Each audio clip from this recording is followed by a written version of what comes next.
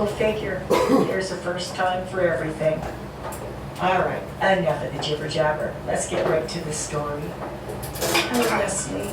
First, I want to say thank you for taking the time to read my story. I've struggled with it for the last few years, wanting to talk about what happened to me, but not sure how to approach it. I knew counselors were completely out of the question. I also want to say thank you because of channels like yours. It gives me and people like me the freedom to speak our truth. I've been feeling tons of fear about being ridiculed and people not believing me. So basically, it started in 1988. My husband and I decided that even though we loved each other dearly, we thought it was time to split up. We both had separate paths in mind, and we wanted to pursue them. But, like I said, we still loved each other. Because there's more to the story than just myself, I'm not going to be completely open about where it took place, and even our names. It had always been Ryan's dream to own property in very remote Alaska, to be very adult.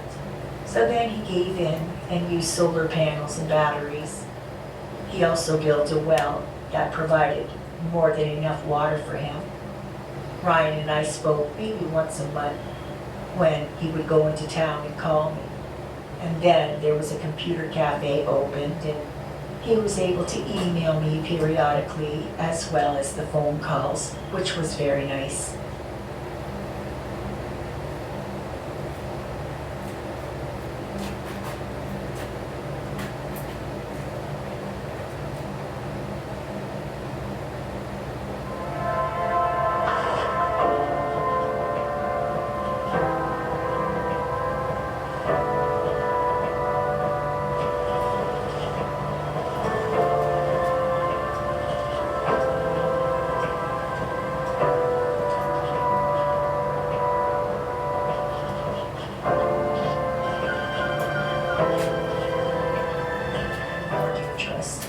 And of course I knew this anyways, but I didn't give it as much thought as I should have, and at the last minute I bought 2 cans of air spray. One of the cans was packed in my suitcase. The other one was on my hip in the holster that came with it. And I also had forgotten to read the instructions. But you live and learn. So I was walking along the very well-groomed trail, which I was quite impressed with. He had done a beautiful job. I had only been walking about 10 minutes or so when I started hearing noises in the woods. Right away, my brain screamed, bear. I started hyperventilating. My whole body went hot and started shaking. I could hear it coming before I could see it, and I knew I was definitely going to get attacked. And then out of the blue, I got hit from the side, and I felt my body flying through the air. And yes, I hit a tree. Then, right before I lost consciousness, I started hearing the sounds of a very violent fight. And it was about that time, that kind, warm brown eyes stared back at me. I wasn't afraid, because I knew it was a dream. LOL. I remember in my dream there was a baby, and I knew the one that was taking care of me was its mother, and she was breastfeeding it. There was another one that was also a little bit older, and it would just walk over and stand there breastfeeding on the other side. It was like her breast was its own personal sippy cup. I could see another one further back, and it was much larger than the one that was taking care of me. Also, instinctively, I knew that it was her mate, and somehow I knew that he was the one that saved me. I vaguely recall that I only saw him once or twice. There was some older ones as well, and they would come in and out of the dream. They all spoke in an odd language that almost made when I hadn't arrived by Tuesday evening. Ryan decided that I wasn't there by morning. I was going to drive to town and make some phone calls. But then he said, At 2:30 in the morning, he was woken up by something pounding on his door. Of course, he got his weapon and his flashlight, and he started peering out the front door. And that's when he saw me laying at the bottom of the stairs. He said he was able to wake me up enough to help him put me in the house.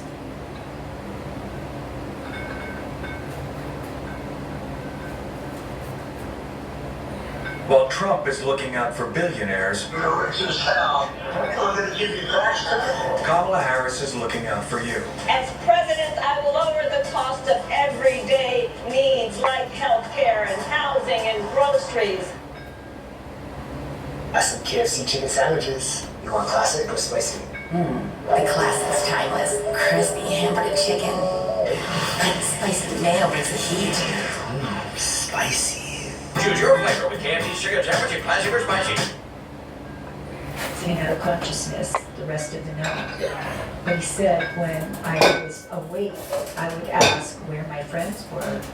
Where was the lady who was caring for the grizzly again? He said that if I had have been left there, the grizzly definitely would have made a meal of me. As much as I enjoyed my visit with Ryan, we both realized that our lives had become very separate from one another. I like the city life and he likes the cabin. Ryan still comes to visit me to this very day, and we love each other dearly. But we are happiest in our own little worlds. So that's it for my story. If you believe me, then that is great. And if you don't, that's okay too. I don't know what to make of it myself, but I guess I'm open to interpretation. And then it's signed, take a guess, LOL. That story was fantastic. I hope you guys enjoyed it as much as I did. I'm curious to know what you think. Put your opinions in the comments section, because you know I'm going to read them. And definitely hit the like button for me.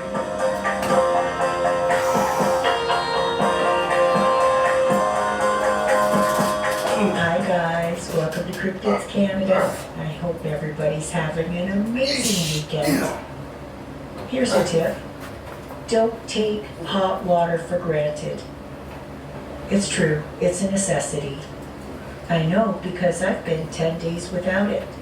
So I know you're all probably thinking, well, why are you telling us this news, Leslie?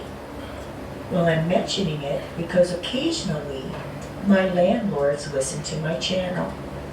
And I would really appreciate if they would just put a little jiggle in the wiggle and get it fixed.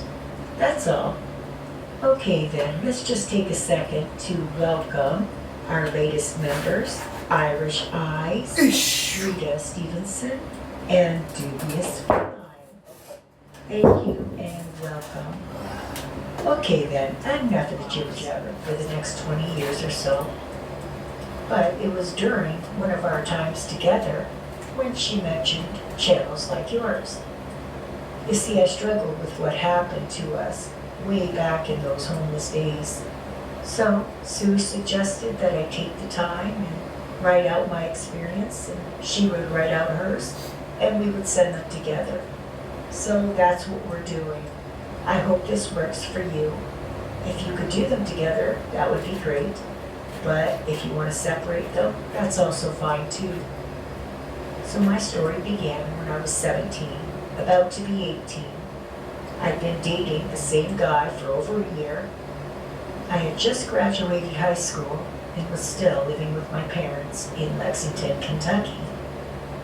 But due to stupid circumstances, my parents decided that they weren't going to allow me to continue dating my boyfriend, Michael.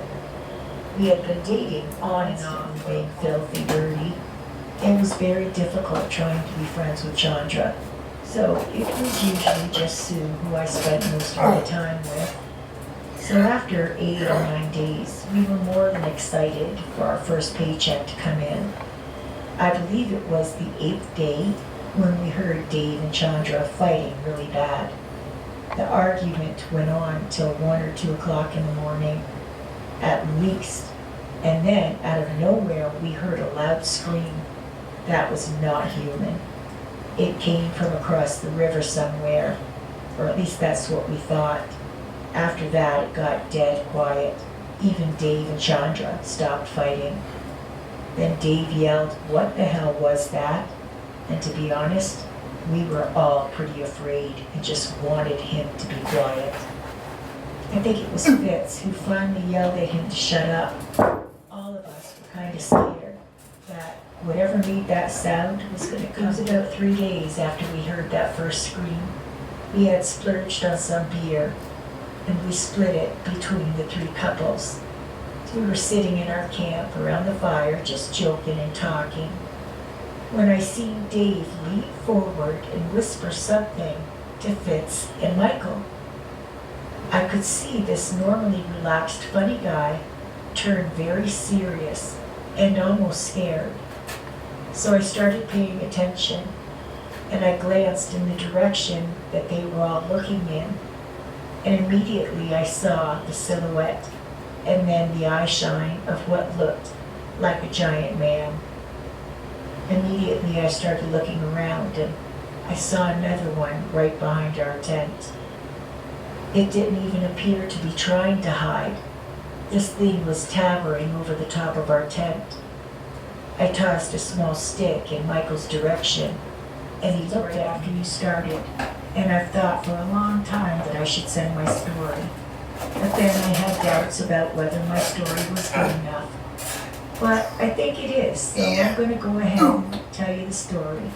And if you want to cut my part out, that's perfectly fine. We'll just leave it in your capable hands to figure out what you want to do. So here's just a little bit of background information about me. I had the most amazing parents, but unfortunately they divorced when I was quite young. But I grew up in Brooklyn, New York with my mother, and every holiday, including every summer, I spent with my father on his ranch in Montana. I wore a play gun in a holster around my waist since I was like 3 years old, pretty much until I was old enough to wear one. Everything my father did, I copied because my dad was my hero. LOL. I kind of take offense to Angel telling you that I carried a pea shooter. I'll admit, it wasn't a Magnum. It certainly wasn't a pea shooter, LOL. I know you have to get your hotels paid for, but there's nothing that anybody can do about that. The homelessness just needs to be taken care of. It's all nonsense anyways. As Angel mentioned, we had seen a Bigfoot, or possibly 2 in the area, off in the distance. When it happened, it was a big deal. There was a few other people living around the tent city at the time, and we all saw it. 2 camps closed up over that. It's a daunting sight when all of a sudden you realize that these things do exist, and the sheer size of them alone takes your breath away. We're not talking about creatures the size of basketball players. The first one we saw was definitely close to 8 feet tall, and its shoulders were super wide, probably around 4 feet wide. It looked like a big redwood tree that was cut down at the 8-foot mark. When it was standing there staring,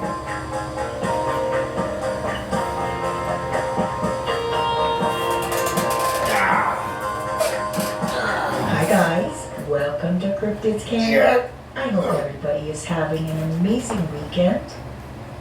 I can't wait to get to this story, but before I do, let me just say welcome to the latest members, Pam Pensiero and Michael Walker.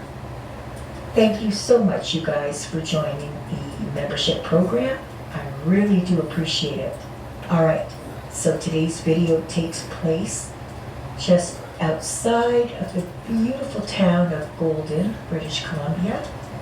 And I do believe that I've heard several other stories from the same area, which is quite interesting. Okay, then let's get to the story. Hello, Cryptids Canada.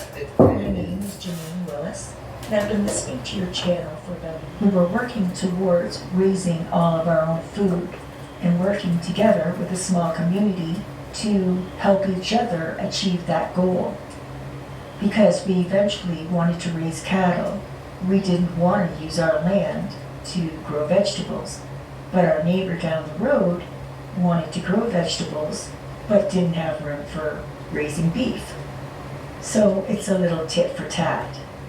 We were lucky enough to have a small river on our land as well, and usually 9 times out of 10, if you felt like fish for dinner, you'd go down to the river, and an hour or 2 later, you were coming home with some type of fish. I really did feel like we were blessed. Until I suffered a miscarriage. My husband had been working full time, and I usually worked part time. But at this point, I had to take a medical screaming boar out of the pen. I only allowed myself a second or 2 of shock, and then I made a beeline for the back door of the house. Once I was safe in the screened-in porch, I watched that huge Bigfoot take the boar and throw him into the woods.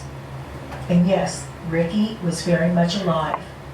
And then the Bigfoot turned and walked back across the lawn towards the pen. He glanced at me and then walked to the woods on the other side. I stood there completely stunned. I could feel the blood dripping down the back of my shoulder, and I was shaking uncontrollably. I don't even know how long I stood there for, but then all of a sudden my phone rang, and I answered it. It was my sister Heather. I told her what happened, and she was shocked. And because my sister knows my character, hunting or shooting anything for that matter. But this was a serious situation, and I felt like I had to do the job. But there was nothing left to do the job with. And there was no way I was going to be calling Bill to come and help me again. I felt like I was trapped. I needed to feed the chickens and I needed to milk the cows. And there was no way I was going in that backyard with him standing there walking around like nothing happened. I stood there trying to figure out what to do when that giant Bigfoot came walking out of the woods, past me in the screened-in porch, and over to Ricky. I was surprised that Ricky didn't even know he was coming. But the Bigfoot reached down and grabbed him by the back leg and didn't even stop his stride. He just pulled him behind. I've never noticed a smell from him. I've actually not noticed much of a smell from any of them. They all have a body odor, but it's nothing like I've heard. But I do know that this group spends a lot of time playing at the river. So they do have access to water and bathing. I've seen a few of the males from a distance. Sandy has brought his immediate family by many times over the years. I got the feeling he was proud of them and wanted to show them off. They used my backyard to cut through the woods, which is how I'm sure he came across Ricky attacking me that day. The first time I saw his family, he stepped into the backyard and acknowledged me with a nod, and then he stepped aside and let 2 females, one had a baby, and the second one was holding the hand of a small child, and they started to do his mom's back. The next time I saw them was like a month after the first time, and it was as if they had gained confidence that I wasn't going to hurt them. Nothing bad had come to them after they seen me that first time. So the next time, they acknowledged me with a nod. Even the adolescent child, who was swung up onto its mother's back, was now walking behind her. He happened to look up and see me, and he walked over to the other side of her, peeking at me from behind her leg. Typical human behavior. The next time I saw them, I had just picked up a bushel basket filled with organic bananas. The plan was to make some banana bread for the church. So when I saw them coming through Kids Canada membership program, And if you don't know what that is, just click the join button below and there's a video that explains all of that. But anyways, so I'd like to just take a minute to thank Darren Barlow, Lauren, Real Truth, Willa Joe Wonderpug and Friends, Darlene Mullins, Tino Medina, Elizabeth Sisney, Vanessa Charles, Susan Gillette, and Kathy Galbraith. Wow, that is just amazing, and I can't thank you enough for the support. All right, now, enough of this jibber jabber. Let's get to the story.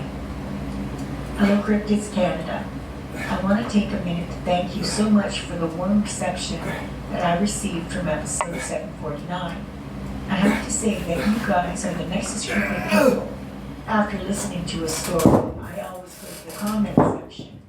Who would have ever thought that I would be reading about my own story? That was her sister Viv organized everything because I had just recently added a new department to my business and I was working like 18 and 19-hour days. It had been a while since I'd gotten out into the woods, and believe me, I wasn't thinking Bigfoot.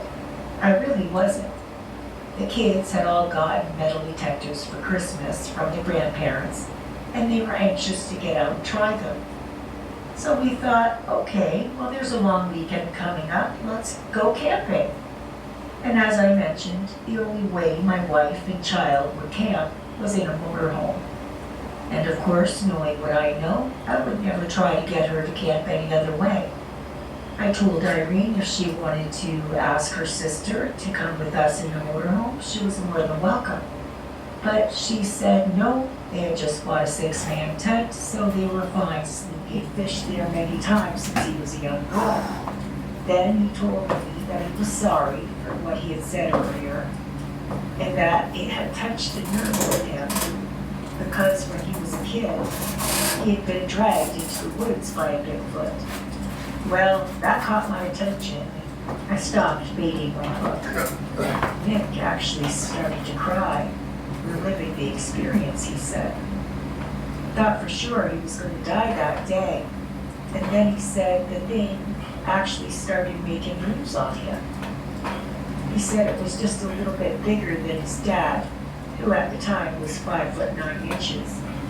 Said he was trying to pull his pants off of him. Then Nick said he started screaming, and his dad and brother started coming towards him, screaming back, "Where are you? Where are you?" Then the Bigfoot realized that he was going to be outnumbered, I guess, and he took off running away into the woods. Nick literally sobbed for about 3 minutes. I just patted his shoulder. I didn't know what else to do. Finally, he got his breath and he said, "I'm really sorry, man. I didn't mean to make you feel bad or make you think that I didn't believe you. To be honest," he said, "that thing took a lot from me." He said, "I spent all those years trying to forget what had happened to me. Then, when I heard Christine tell me, I started reliving it a little bit, and then it was like denying to all avid campers. Every weekend, we were camping. Bakersfield just so happened to be one of our favorite places to go. It didn't seem like anybody was coming to Bakersfield to camp. And when we mentioned to people that we actually drove over an hour to get there, they were surprised because people were leaving Bakersfield to go camping other places. We always camped at the same place or close enough to it. It was gorgeous and the fishing was great. Usually, whenever we camped, it was beside the Tow River. That's what we called it anyways. But if it was something different, it was news to me. The people were great. I can recall my mother saying that it was a blessing to live so close to the place that you vacationed at. So the year that my cousin and I turned 16, we were at our usual camping spot and had decided to go to town. So we were walking down the main road to a little store to get some treats when we met a couple of boys there. It turned out that they lived in Bakersfield year-round. They invited us to go back to the one kid's farm because he had horses. And if you know anything about a 16-year-old, Oh, man. the way to her heart is All to right. a horse. We threw all caution to the wind. They would be uncomfortable showing up at a barbecue without a proper invitation. So, sure enough, they drove us back to our campsite and then introduced themselves to our parents and extended the invitation to the barbecue. Well, my aunt and uncle were the first to respond. They said they would be honored to go. But it took my mom and dad a little coaxing before they felt comfortable enough. I recall my mom asking, could she bring anything? And they said, no, it's all right. But Mom insisted on bringing her favorite potato salad. Well, as soon as Lisa and Larry left, my mom was in. Alright, that's that, folks. For Thursday workout. Kind of a last minute decision thing, you know, I waited around, kind of fucked off all day. I'm off work Friday, Saturday, Sunday, and Monday. So I just said, fuck it, I'll take the day too. So I kind of asked around all day, ain't really do nothing. I just kind of asked around. And I got out here kind of late. I ate something. But still got it done, you know. Still got a good little, nice little chest day in it. I ain't getting no sit-ups or nothing, that's alright. Well, I was, in case you're curious, anybody, that's Dixie, not Dixie, but Cryptids Canada on YouTube. That's a lady named Leslie, that's her channel. It's one of my favorite channels to listen to. She reads off, you know, mostly Bigfoot stories that people have, of encounters that they had or whatever. Sometimes it'll be other cryptids or whatever, but I like that channel, it's pretty good. I like Miss Leslie's voice. It's a nice channel to listen to, so check it out if you get a chance. But I ain't gonna be out here too long. Got my shake in there. So I'm gonna just cut it off right there, going in the house. Maybe I'll see y'all tomorrow, maybe not, I don't know. But anyway, until I do see you again, take it easy.